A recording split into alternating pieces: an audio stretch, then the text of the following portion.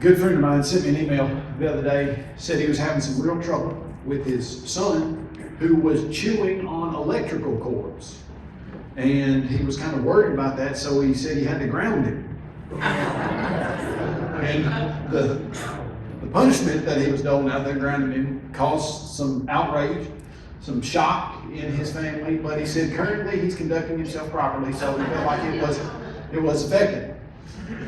Glad that you are here. You could have chosen to do anything that you wanted to do on a Friday evening, but you chose to come consider some of, maybe no, the most important question that there is, and that is, does God exist? We're going to be dealing with various aspects of that topic in this weekend seminar as we look at this evening. Is the idea of God scientific? And then we're going to look at the moral implications of atheism, the fruits of atheism. Then we're going to look at some of the challenges that people present to the God of the Bible. Well, if God is so loving, if God is so good, then why does the Bible condone slavery? Why is the Bible a book that is sexist toward women? That's the accusation. And what we're going to see is those accusations do not hold water, and they are going to be able to be dealt with so that we can show that God is a loving God and that the Bible certainly doesn't present any type of sexist views, etc. But we're going to be dealing with things that on a regular basis I see all around this country being pointed at God and the Bible, and members of the church being affected by that. And let me tell you what I mean. Not long ago, my coworker, Eric Lyons, was talking to me, and he said, are you hearing things like this? And I had just heard a story very similar to this. And I said, well, what do you mean? And he told me a story about how in one congregation, one of the young ladies who had grown up in that congregation married a member of the church. They seemed like they were very strong members of the church that were actively involved in the Lord's kingdom, the Lord's work. And then they started kind of phasing out of their church attendance, and then they just quit going altogether. And when the preacher went to ask them, why have you left the Lord and the church? Their response was, well, we started reading very closely what the Bible had to say, and the Bible talks about things in it that we just felt like were morally wrong, like slavery and the Bible's position on women and things of that nature. And we decided that there's no way that a loving God could kill innocent people like the flood narrative talks about. And so we no longer believe in God, and we are now atheists.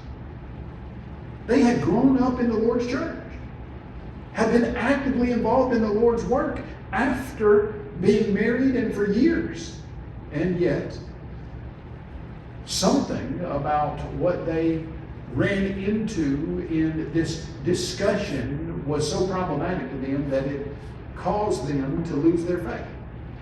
And I think sometimes we just haven't answered some of these questions sufficiently for some people to hold on to. Let me tell you what I mean by that. There are some people who, even though they don't have answers, they just keep trudging forward, hoping that they'll get good answers to these types of things one day. I was at Polishing the Pulpit several years ago now, and we were doing a lesson on, can a loving God allow or personally kill innocent children? It's a good question. You know, when the flood occurred, it's estimated that there were 2 billion people. How many of the 2 billion people do you think were innocent children who were 4, 5, 3, 2, 1? And so that's a question that we'll be dealing with in this series. But after this lesson, the individual from Canada, he was from Canada, he had come down to Polishing the Pulpit, and he came up to me and he said, I have been in the Lord's church for decades. He said, and this question has troubled me for 30 years. And I've never had a legitimate answer to it until this lesson. Well, you know, when is the last time you heard a lesson on what does the Bible really say about slavery? What does the Bible really teach about God allowing or causing the death of innocent children? What are the moral implications of atheism? What are some of these answers to the accusations that the atheistic and unbelieving community is giving us? Do we even have legitimate good answers to those? And I'm going to tell you right up front that yes, I believe we do have excellent, outstanding, very reasonable, and correct answers to these challenges. But I'm also going to say, I feel like some of us, well, maybe many of us have just not stopped to ask what is really going on with this topic. What is really the implication if this is true, then this? And so we're going to be working through much of that this weekend on the topic of atheism. Now, here's why this is so very important, I think, in 2021. And that's simply because if you look at the stats right now, the fastest growing religion in the United States of America is no religion. If you were to ask the average person on the street, you go down to Detroit, you ask the first 4 people that you meet, are you associated or affiliated with any religion whatsoever? 1 out of 4 of them are going to say no. They're in a category that the statisticians now call the nones, N-O-N-E-S. And the nones are people who say we have no religious affiliation whatsoever. We're not affiliated with Christianity in any way. We're not affiliated with Islam in any way. We're not affiliated with any type of organized religion in any way.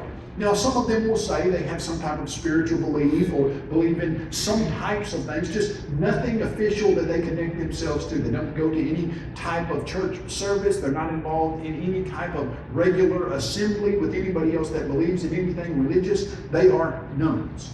Now, that's 1 out of 4 people in the United States who are basically 18 years or older. Now, if you change that stats to what about the 18-year-olds to the 29-year-olds? That percentage goes from 25% to 39%, right at 40%. So if you were to have 10 people who were aged 18 to 29 and you asked them what religion you're affiliated with, they would then tell you no religion whatsoever. Now, what's interesting about that is that in the Lord's church right now, we're losing approximately 40% of all of our young people.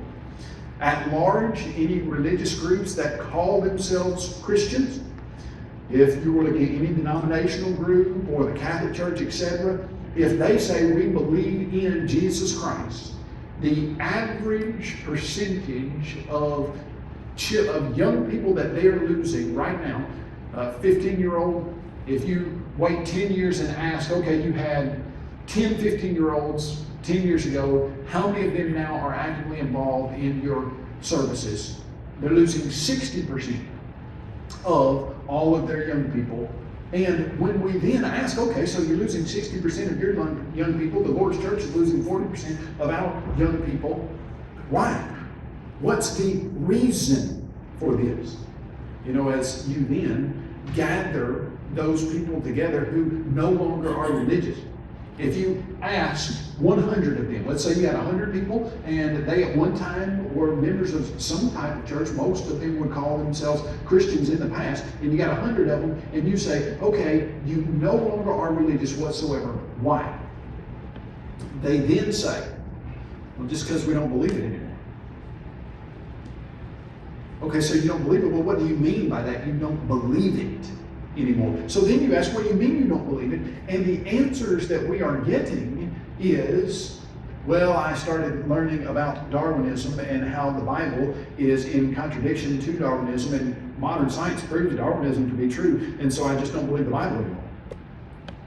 Or I just learned that the idea of God is not a scientifically testable idea, and I understand science to be true, and so the idea of God can't be.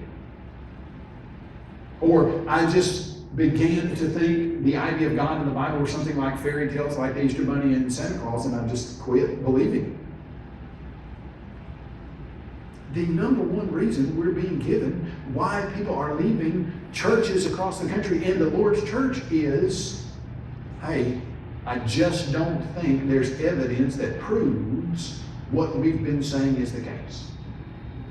Now, sadly, that's absolutely false.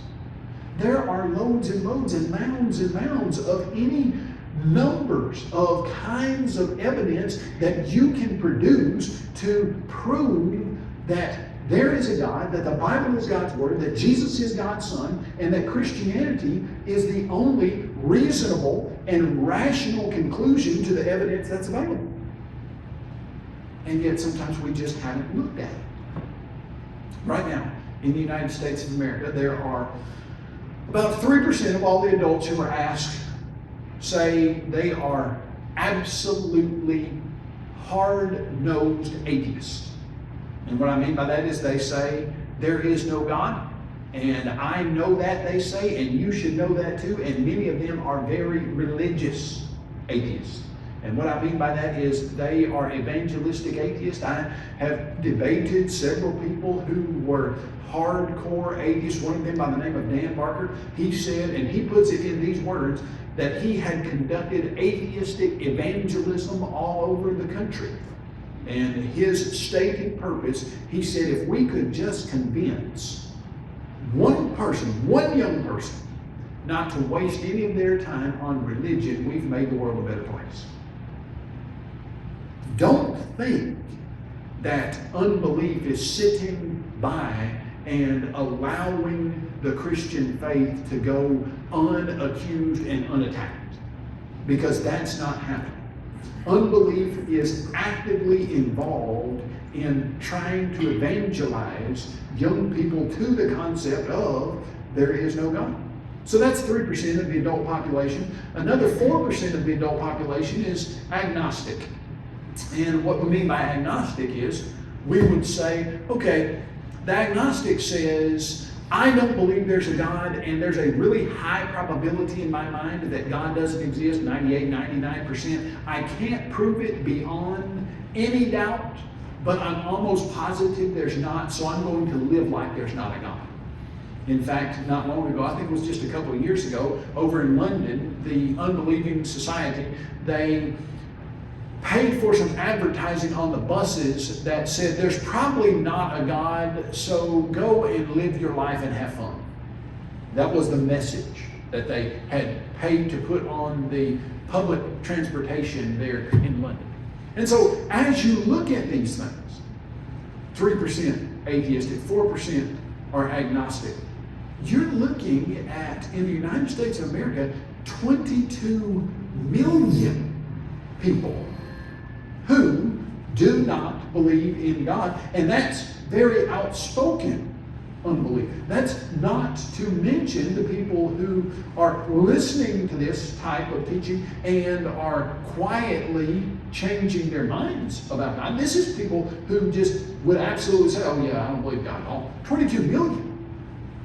I live in Columbia, Tennessee, and Montgomery, Alabama is about 4 hours south of me. And so to go to Montgomery, where our headquarters at Apologetics Press are, I have to drive through Birmingham.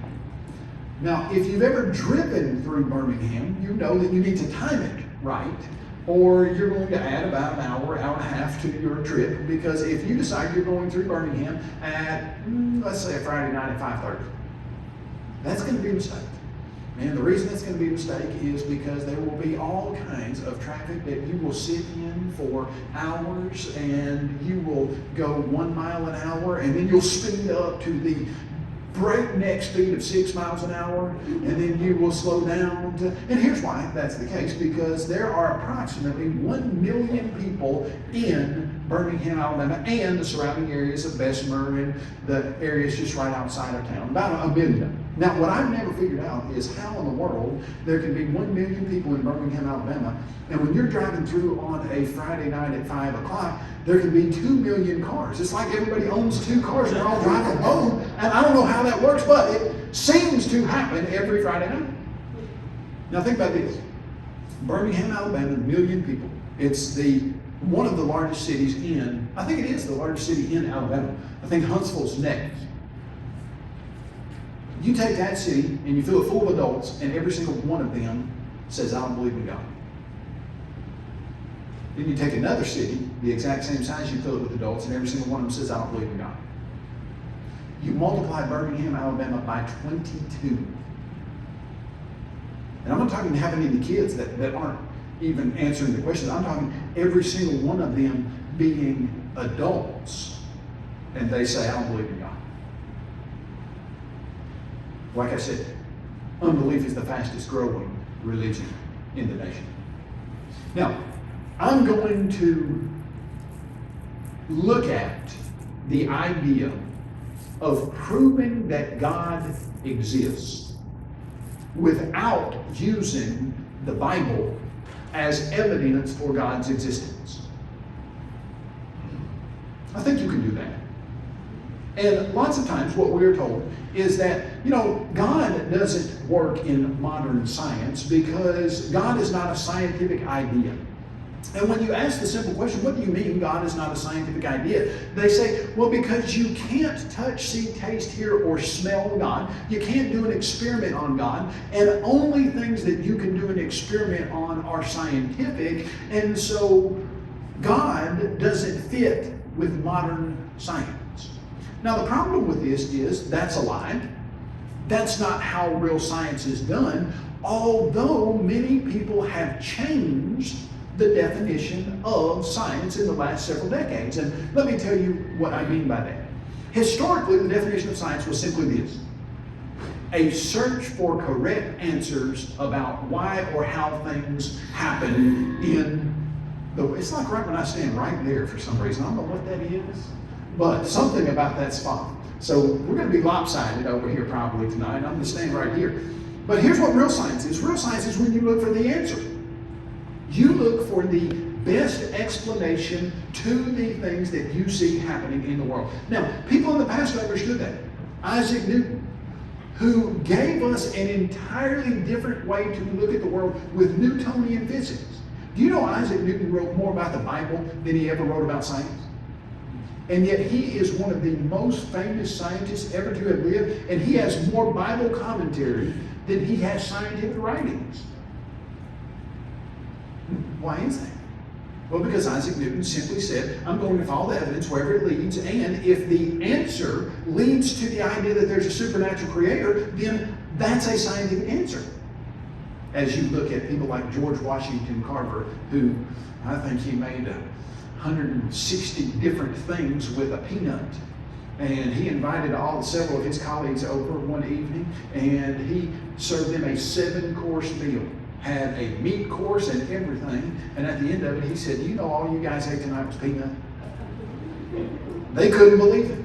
And when they asked George Washington Carver about his study scientifically, he talked to them about how God was so amazing and so much higher than humans that he had given George Washington Carver just a peanut. And he still hadn't figured everything out about a peanut. And he actively was involved in teaching Bible classes at his congregation where he attended. Now, why was that?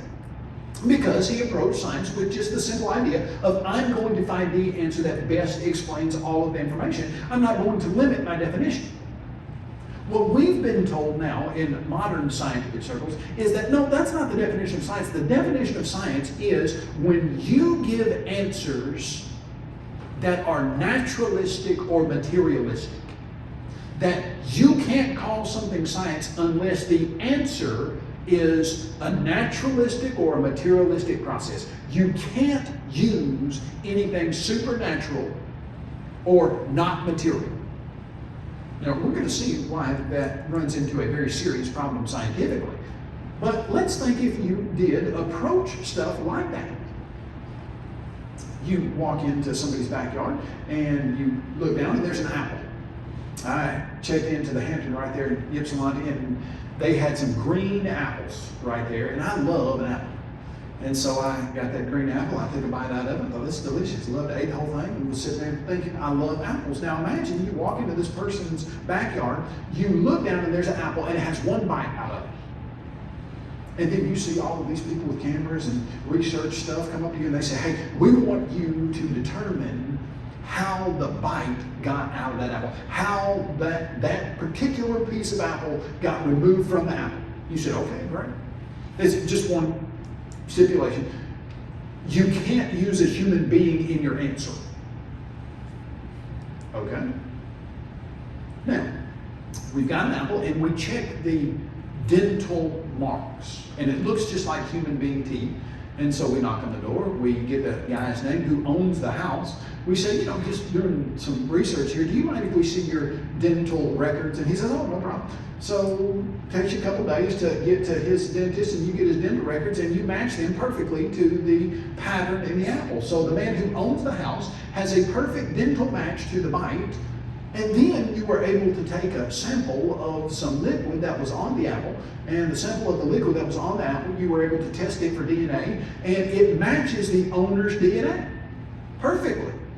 And then you also luckily were able to dust for fingerprints on the apple, and because you guys might know, they put that little wax around the apple to preserve it so it doesn't get brown real quick, and it's real shiny when they do that, and so it just happened to grab the fingerprint of the person that had been holding that apple, and it matched the owner of the house. And so you then go to the people and you say, hey, I think I have the answer. We've got a perfect dental match, which is highly, highly improbable. We've got a perfect DNA match, which is ridiculously more improbable. And we've got the fingerprint of the person. I think that the person who owned the house took a bite out of it, threw it in his backyard.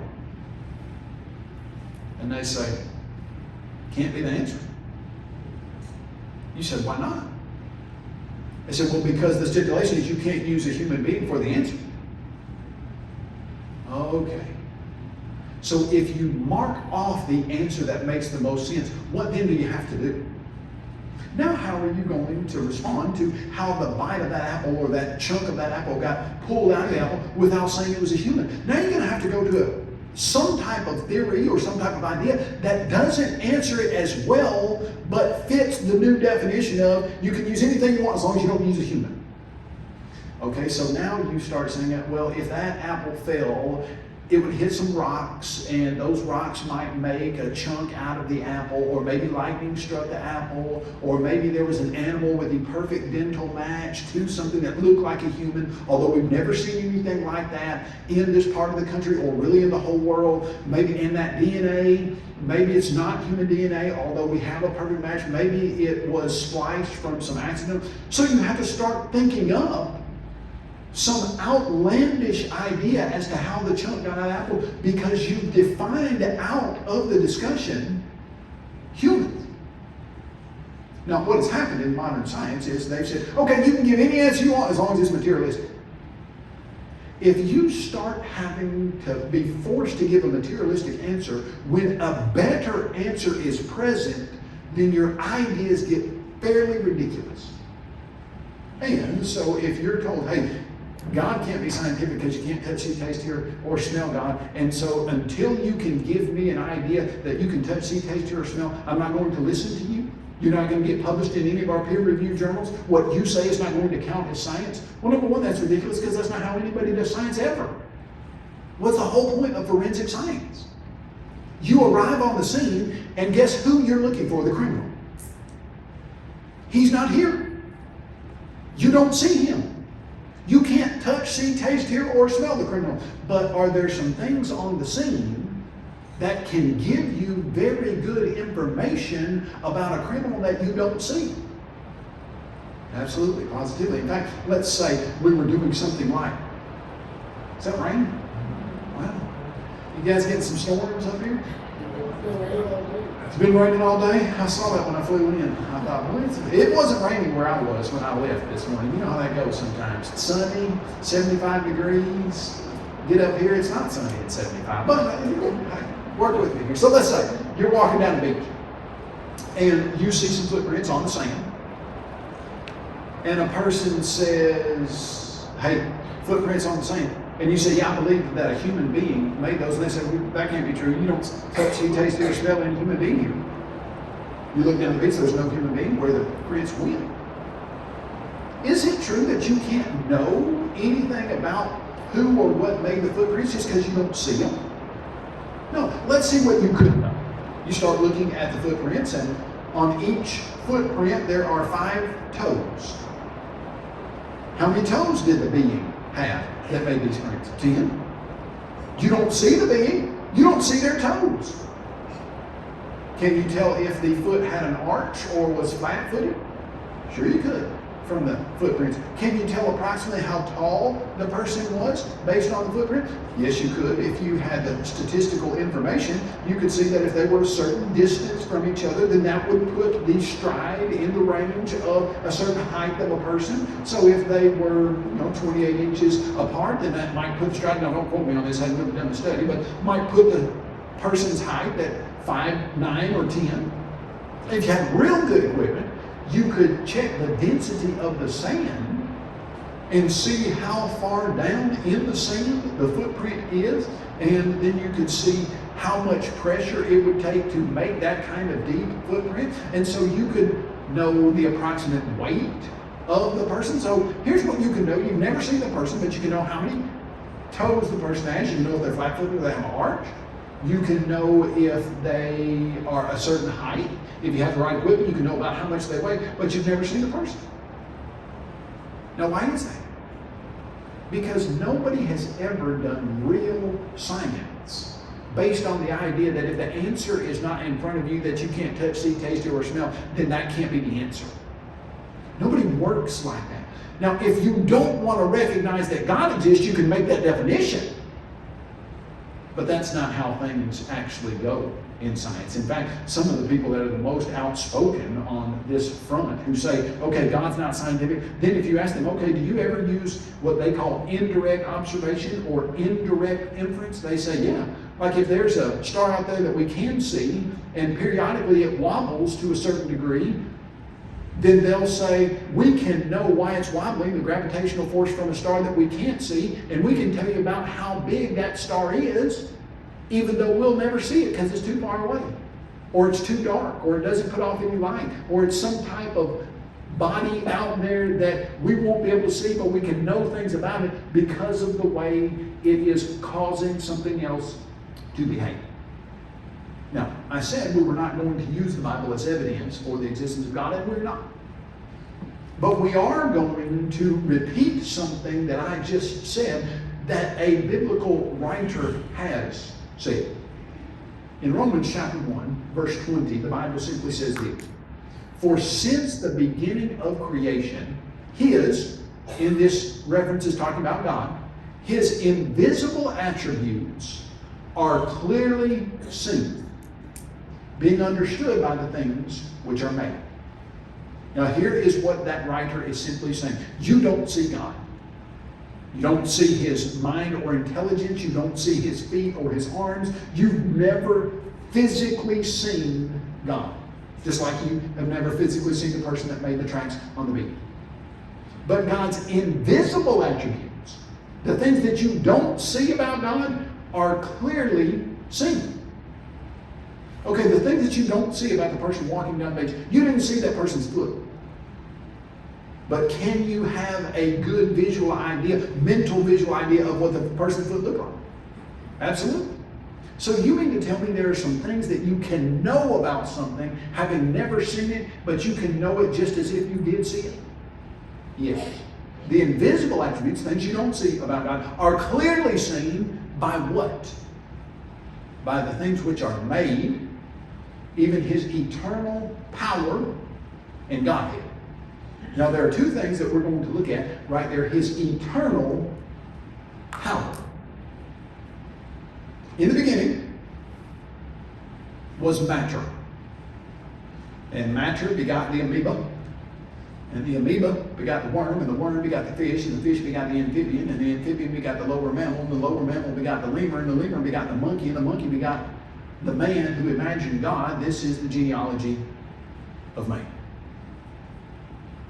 That's a quote from a man by the name of Charles Smith, who was putting in word form the concept of atheistic naturalism. That there's never been anything else besides this physical material world, and that life somehow sprung from non-living chemicals and changed over multiplied millions or billions of years into humans, and then somehow humans invented the idea of God. You ask, okay, the alternative. You've heard the alternative as well. In the beginning, God created the heavens and the earth was without form and void, and darkness was over the face of the deep, and the Spirit of God hovered over the face of the waters, and God said, let there be light, and there was light. And God divided the light from the dark. The light he called day, the darkness he called night, and evening and morning, day one. And subsequently, day 2, God creates the expanse, or the firmament. Day 3, he creates the flowers, grass, and trees, all of plant matter. Day 4, he creates the sun, moon, and stars and puts those in the expanse that he created on day 2. Day 5, he creates the swimming and flying creatures. Day 6, the land-living creatures and humans. Day 7, he ceases his creative activity. So you have those two ideas, and you ask, okay, to which of those ideas does the evidence point? Now, what we are told right now, that atheistic idea, is that 13.82 billion years ago, there was a tiny singularity that exploded in what is called the Big Bang. And that Big Bang brought a universe into existence that was only hydrogen, and that hydrogen formed into stars that exploded and cooked all of the other elements, and we got here from a singularity that exploded in a Big Bang and caused everything that you see. Now, here's the problem.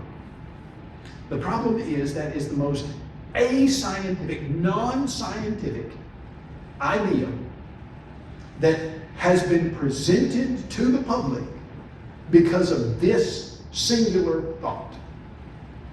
We know some things about how matter in the material world operates. In fact, we live understanding the most fundamental scientific law that there is in existence. It's something that every single experiment ever done in science uses.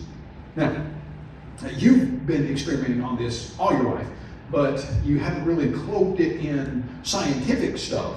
It's the law of cause and effect. And it says for every material effect that you see, there's a cause that came before it, and that is greater than you. Now, that is something that you deal with every single day. Now, I have been illustrating this for years because this idea is so fundamental to what we do every day. You know the answers to the simple questions that a person would ask. For instance, suppose you're listening to me and you are paying very close attention to everything that I'm saying. You're not thinking, oh, I'm kind of hungry and would like some Buffalo Wild Wings right now, especially the honey barbecue ones. You're not thinking that, neither am I. None of us are thinking that. So you're paying very close attention to what I'm saying. Remember that. And all of a sudden, this book catapults itself across the room, hits the exit sign, blows the exit sign up into 500 pieces, book into 150 pages. Your eyes get as big as saucers. You turn and look at me. You say, Kyle, what caused that? Why in the world would you ask such a silly question? Oh, because you know there had to be a cause. What if I were to say nothing? Sometimes books just spontaneously shoot themselves across rooms at 100 miles an hour and crash into exit signs while I'm talking about Buffalo Wild Wings. What if I said that? What if someone said that and you would chuckle and laugh and kind of give me the, oh, okay, Kyle, now really what happened? If it really did happen, you would say, okay, now really what happened? And I said, no, I'm serious. Sometimes books just shoot themselves across rooms spontaneously with no cause. And you might then the second time, like, no, seriously. What if I, with a very straight face, after having said, I've studied this stuff and I have a PhD in the chemistry and the physics of it, I'm telling you sometimes books shoot yourself across rooms with no cause. You'd start to get pretty aggravated, I think. And you'd realize, okay, no, that doesn't happen. In fact, the entire discipline of modern science is to try to find the cause of something. You're getting sick. What caused that? A bridge collapsed. What caused that? A bacteria is causing disease on a certain plant and is killing the population. What caused that? If anybody projects that, you know what, hey, sometimes people just get sick because it's bad luck and nothing's causing it. There's no cause to it. It just spontaneously occurs without a previously existing cause. You don't accept that because it violates the most fundamental law of science that you use every single day. You step on something, your foot hurts. What caused that? Oh, nothing spontaneously. Sometimes, okay, no, you want to know, oh, that was a Lego, and I have a little kid, and he strategically placed those in the floor so there's not one place I can step at night without walking on one of the most vicious torture devices that have ever been invented for parents, and that's Legos that are sticking straight up, or the ones that are on their side with the really pointy little corner sticking straight up. Now that, I digress. What caused that? It's a really good question. Okay, supposedly according to the atheistic idea, this tiny singularity popped into existence from, well, where did it come from? That tiny singularity. Okay, you get all the way back to the beginning that you say was the cause of it. Okay, so now you have a materialistic cause, this singularity. It's a material effect. What caused it? It's a good question, isn't it? The atheistic community has no answer to that. In fact, there was a man by the name of Stephen Hawking. Some of you might remember Stephen Hawking. He's the late Stephen Hawking now. He has passed away. Had Lou Gehrig's disease. And he could operate his chair with one little corner of his mouth, and he could himself put together speeches that were read in kind of a robotic voice. I think you've probably heard some of them maybe on the History Channel. And he wrote a book called The Grand Design. And in this book, The Grand Design, he had written one previously that basically said, hey, the world looks like it could have had an intelligent designer. And several of his atheistic friends said, no, you've got to clear that up because it sounds like you are allowing for God. You need to straighten that out. So he writes this new book called The Grand Design. And in the book, The Grand Design, he talks about some problems that we're about to get into here in just a minute with the idea of a big explosion coming from that singularity. But he gets to that single question, okay, where did the singularity come from? Still a very good question. Where'd you get the original stuff? Here's what he said. He said, stars like our sun don't pop into existence from nothing. Oh, thank you. I mean, we appreciate it. Stars, 1 million, our sun's 1 million times the size of Earth. You can put 1 million Earth in the sun. Thank you for telling us it doesn't pop into existence from nothing. That's fundamental. He said black holes don't spontaneously pop into existence from nothing. Appreciate it. But whole universes do. Do you know that the law of cause and effect, whether scientists want to admit it or not, is the basis for every scientific experiment ever done? What good is an experiment if the answer can be, well, nothing causes it, it just spontaneously happens without a previously existing cause? That doesn't work. You stop the entire system of scientific inquiry. And yet when you get back to the atheistic proposition that there was a singularity and you ask the simple question, where did it come from? The answer is, just popped into existence from nothing. That's not a scientific answer. You know, it's kind of like the old joke where the engineer came to God and he said, God, I'm looking at your universe and I just don't think you did that good of a job. God says, you don't think I did that good of a job? The engineer says, no, I think that I could do better than you did. And if you and I had a contest, I could build a better universe. God says, okay, well, let's me and you have a contest and you build yours, I'll build mine. And we'll see which is better. And the engineer bends down and picks up a handful of dirt and God says, hold on to it. You've got to get your own dirt. You don't get to start with dirt. You don't get to start with a singularity.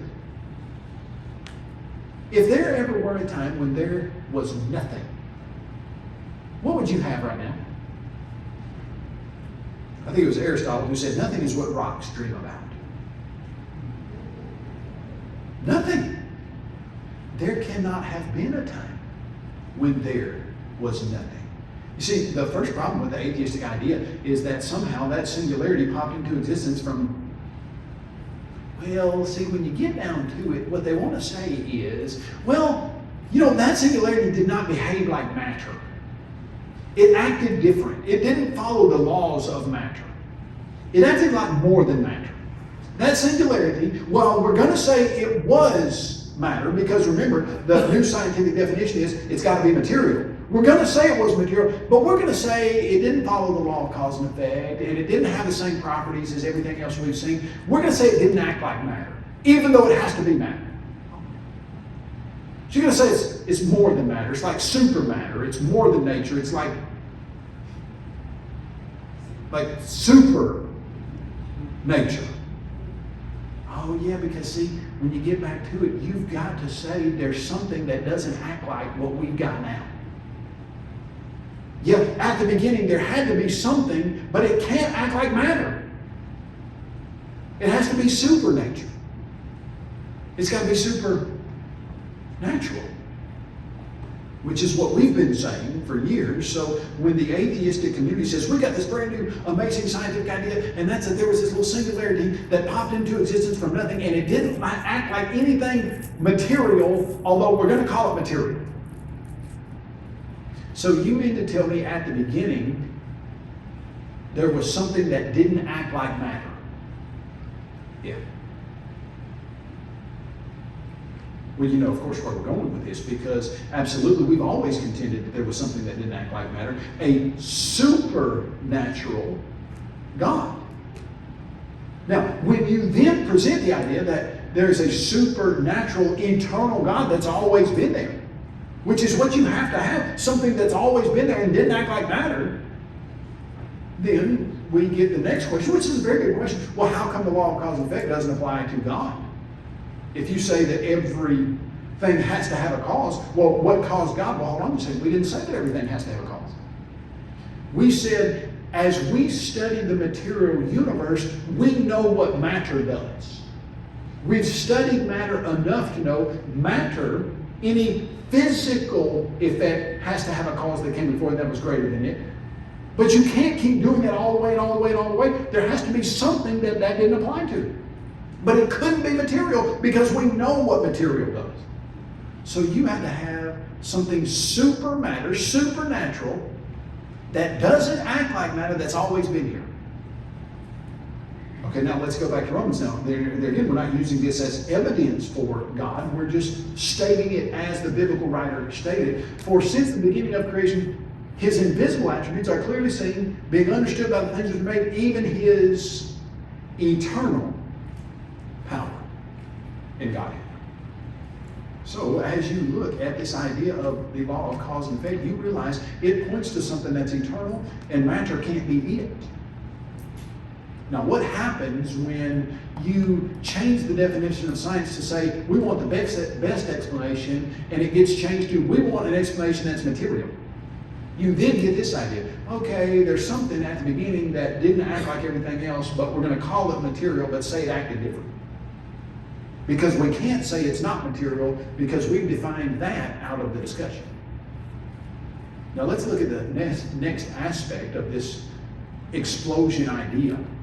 A tiny singularity that was 10 to the negative 26 centimeters across is what some people say it was, that supposedly popped into existence from nothing and then exploded into the universe that we see.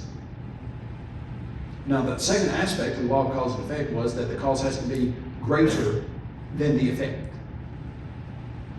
Let's go back to my illustration. Suppose there again, you are now listening to me again, and you are paying very close attention to what's being said. And again, the book shoots across the room, hits the exit sign, 500 pieces, 150 pages. You turn around, you look at me, you say, what caused it? And this time I don't give you the ridiculous idea that nothing caused it, it just spontaneously happened. This time I give you this idea. While you were listening to me, a tiny speck of dust landed on the book and catapulted it across the room at 100 miles an hour, and that's what caused that. Doesn't violate that aspect of the cause that came before it, because now we have a speck of dust that landed on it. What's the problem with it? It's not big enough. That speck of dust landing on the edge of the book is not going to catapult it across the room at 100 miles an hour because the cause is not big enough for the effect. How big of an effect do we have? Well, the universe is the effect, and how big is it? The fact of the matter is, I could talk to you about the size of the universe for the rest of the evening, for hours, literally hours, when you start trying to wrap your mind around how big the universe is. I'll just give you a few examples of the massive nature of our universe. Several years ago, they suggested to us that there were 100 billion stars in the Milky Way galaxy.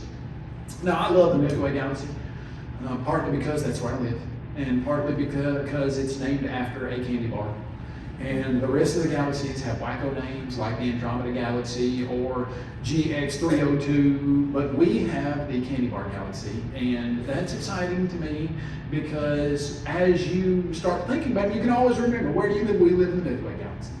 Now, the thing about the Milky Way Galaxy is, as you look up at night, it's named the Milky Way Galaxy because there's basically almost like a little creek-like section that runs through that's real milky looking. Well, why do you have that milky looking wave kind of stream that runs basically through the middle of the sky? Because there are so many stars behind that you are seeing all the light from those stars, and it's causing that little milky idea there. And so you have the Milky Way galaxy. They estimated there were 100 billion stars in the Milky Way galaxy several years ago. Now I guess it's about 8 years ago.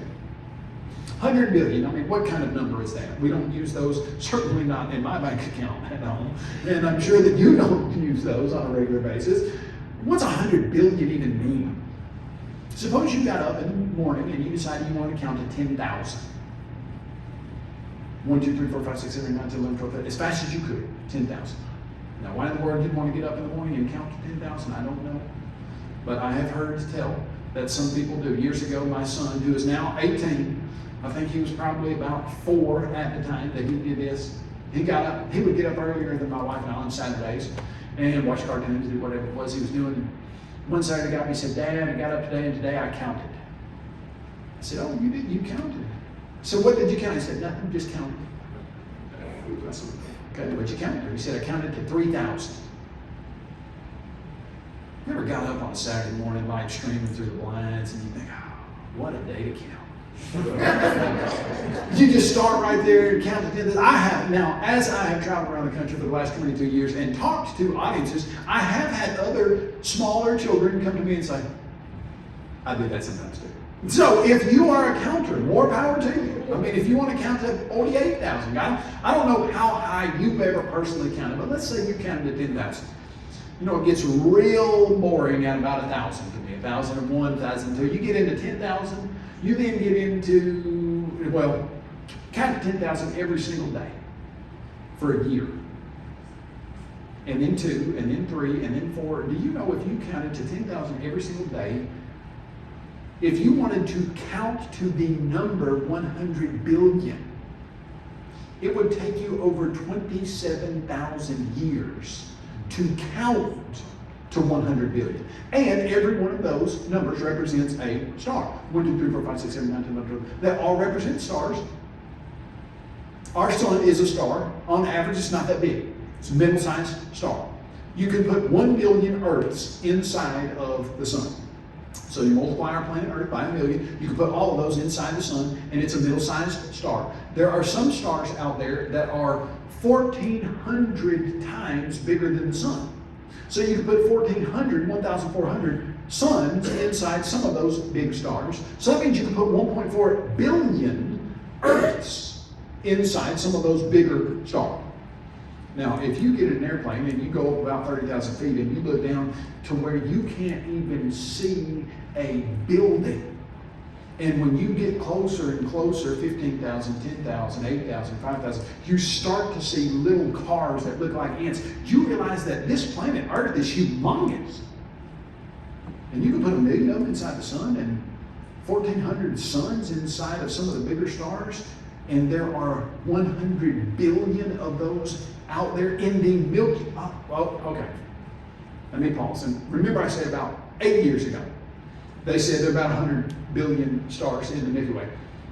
I drive an older truck. It's a 2006, and my wife is one of the best-hearted women in the world, but she has told me, "Kyle, on Sunday mornings we just can't take your truck to church." And I said, "Why?"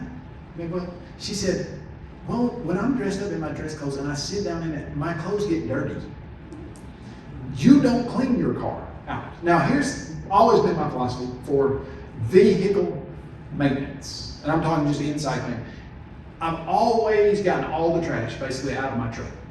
There's no cups, there's no bags. If it's got seats for 5 people, you can sit down. All 5 people can, all of them. I've always thought that meant a clean vehicle. Well, no, that's not clean, because I don't historically feel like you need to vacuum it or wipe it off with anything. And so here's what happened. I'm going to say it had been, when Bethany said that to me, I said, oh, you're right, Bethany, I need to do something about it. So I decided I was going to clean my truck. Well, I got in there and sprayed it with some stuff, sprayed it with a little rag and some stuff, and wiped that little plexiglass piece behind my steering wheel off. Did you know there's information behind there? So you can see things behind there. It tells you how fast you're going. There's a tachometer. It tells you how many miles you got. You can, once you get rid of the dust, you can actually see what's happening. It was remarkable to me. And so I thought, this is great. What else is in my truck? Start scrubbing it. This is great. Oh, like if you're looking out in space and you estimate there are 100 billion stars, but you don't calculate for space dust getting in the way of where you're looking, what does that do to your numbers? Well, it doesn't make them go any smaller. It makes them go ridiculously larger. And so about 8 years ago, they came out and they said, you know what? We thought there were 100 billion stars in the Milky Way galaxy. We were wrong. They're probably 3 or 4 times that in the Milky Way galaxy. So you mean to tell me now it's not going to take me counting to 10,000 every day for 27,000 years.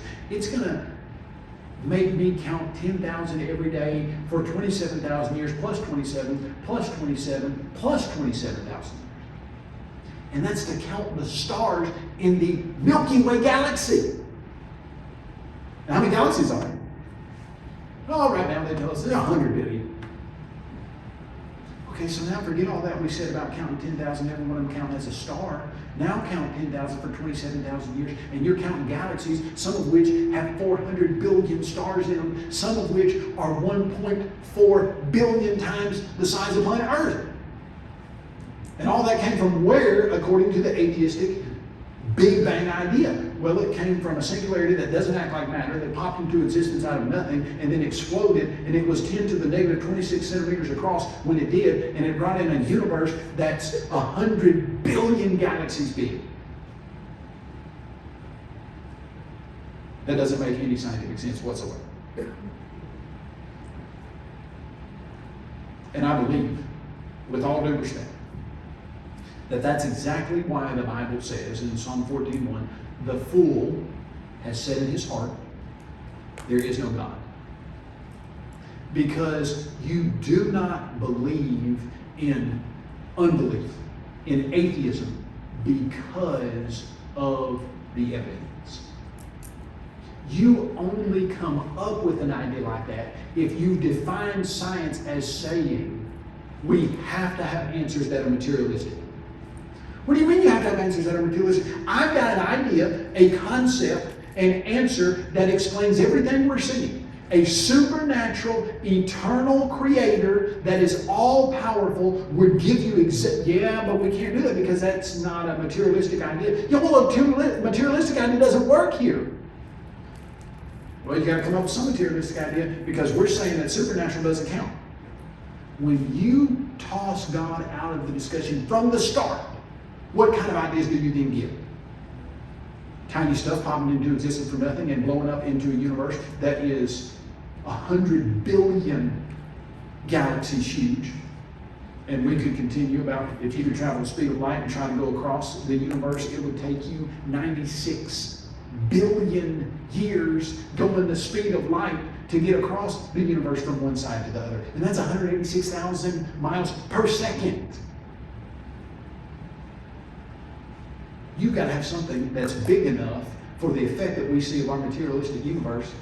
And the only thing you've got that's big enough is a supernatural, eternal, all-powerful creator. Nothing else will do it.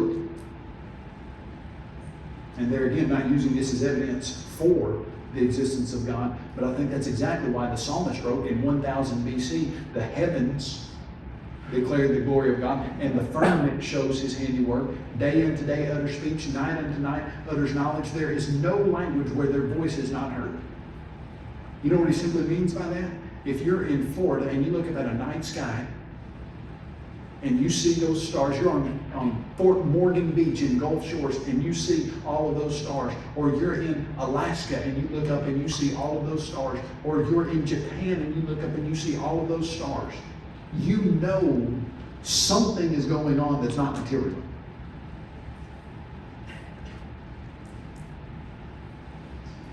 One other aspect to this, as we look at this scientific idea, is simply when you see functional complexity, when you see things working together in a very effective way, and there are lots of pieces and parts that have to work together to do something, when you see functional complexity, we call it design, you know there had to be a designer. You know what explosions don't do? Let me illustrate. You got a 16-year-old, he says, Mom, I'd like to go to the movie. She says, sure, you got to clean your room. You've been into many 16-year-old boys' rooms lately. It's a feat to clean their rooms, most of them, because at this stage in their life, when they're 16, and I was just the same, they don't really feel the need. I'm not going to say which of my family members feels this way, but I can tell you it's not my wife, that they feel like if you get a pile of clothes out of the dryer, why in the world would you fold those things?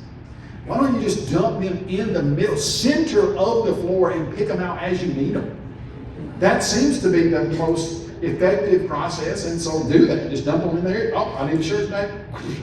Pull it out. I mean, it's fairly wrinkled, but who cares about wrinkles? You know what I'm saying? But this guy said, okay, hey, I'd like to go to the movies. His mom said, sure, as long as your room's clean. She thought she was giving him a fairly challenging idea. He said, oh, no problem. So she said, what time's the movie? He said, it's 7. So she waits. It's 4 o'clock. He hadn't messed with it. No problem. It's progressive.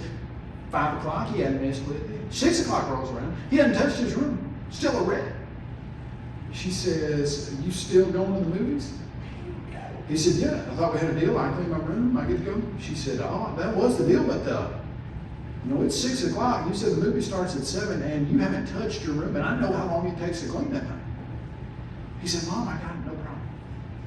6:30 rolls around. She goes to him. She says, you're obviously not going tonight because you haven't. He said, Mom, I got this under control. 6:45 rolls around. She is determined that he obviously is not going because he hadn't touched his room.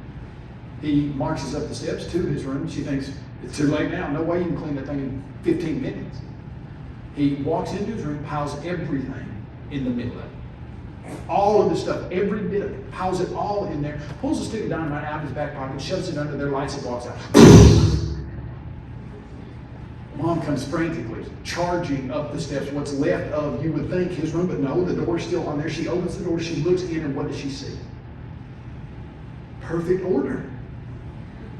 Everything has been fixed perfectly. The clothes that needed folded have somehow, at the explosion, they were folded. The drawers came out in a split second, long enough for those clothes to dump into it, and they shot all the clothes that needed hanging. The hangers somehow all flipped off, and the clothes that needed to be hung popped in the air. The hangers went up through them, and they're now hung on the bar in the closet, exactly like they're supposed to. The shoes match perfectly. No, that's not what happened. And that kid never went to the movies again. And things did not turn out that way. But it just wasn't a big enough stick of dynamite. Okay, he sticks 2 sticks of dynamite. You need a bigger explosion. No, he just didn't give it time. If he would have waited a little bit longer, he didn't blow it up enough times. He didn't blow it up 5 times instead of just, what do you know? Explosions don't cause order. They never do. And here is what is really one of the biggest challenges as I read, and I try to read every atheistic book that comes out. All of the, like Stephen Hawkins, I've read all of his books right now. I'm in the middle. I read them all.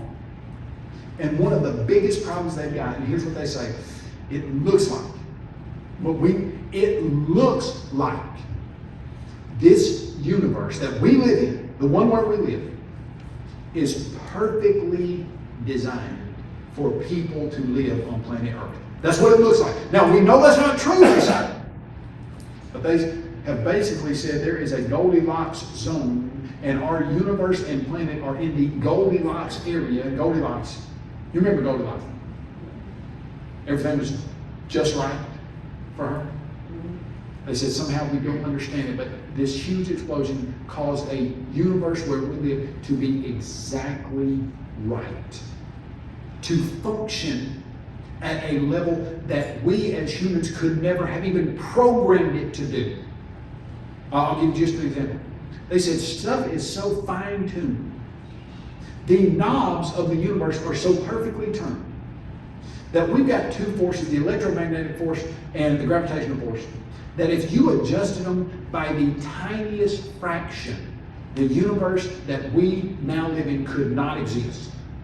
Now, let me explain to you the tiniest fraction. That's probably the biggest understatement that I've made this evening. What do you mean the tiniest fraction? Okay, 0.1 means 1/10. 0.01, 100. 0.001, 1,000. 0.00001, 1/10,000. You understand where we're going with that? They said if you adjusted either one of these two forces by a number of 0.00000 out to the 40th decimal place, the universe where we live could not exist. And how did that happen? From a huge explosion.